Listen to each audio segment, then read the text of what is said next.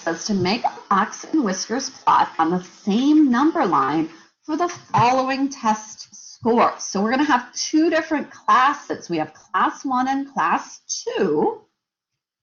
And both classes had 20 scores.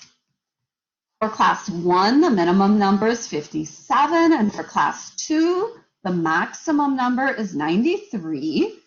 And we have two middle numbers. So our two middle numbers are 79 and 80. So we add them together and divide by 2 to get the median of 79.5. For class 2, the minimum is 66 and the maximum is 95. And again, we have two middle numbers. So we add them together and divide by 2.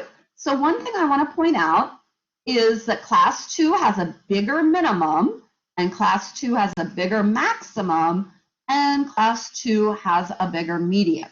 So far, class 2's numbers are all larger than class 1's numbers. Does that make sense? Okay.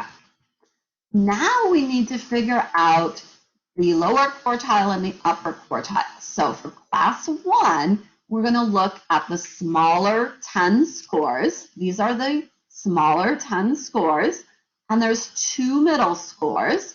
So we add them together and divide by 2 to get that the lower quartile, Q1, is 67.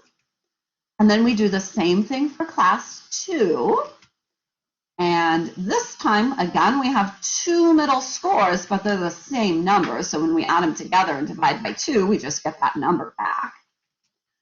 And then we find the upper quartile for class 1. We look at the 10 biggest scores, and we still have two middle numbers, 86 and 86.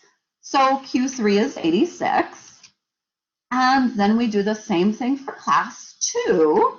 We're looking for the two middle numbers of the larger half of the data. And since the two middle numbers are both 90, this should say Q3.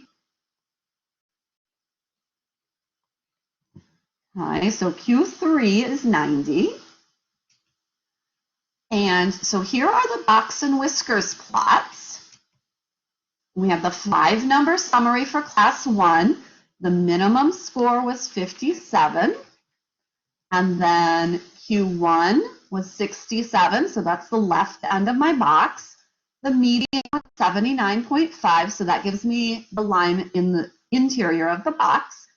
Q3 was 86, so that's the right end of the box. And then the maximum score was 93. For class 2, the minimum score was 66. Q1 was 77, and the median was 84.5.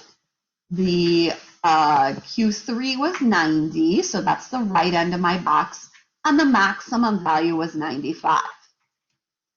And then the question asks, which class performed better on the test?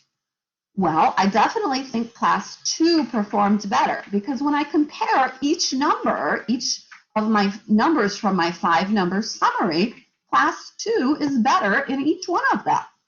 So the minimum is larger for class 2, the lower quartile is bigger, the median is bigger, the upper quartile number is bigger, and the maximum is bigger.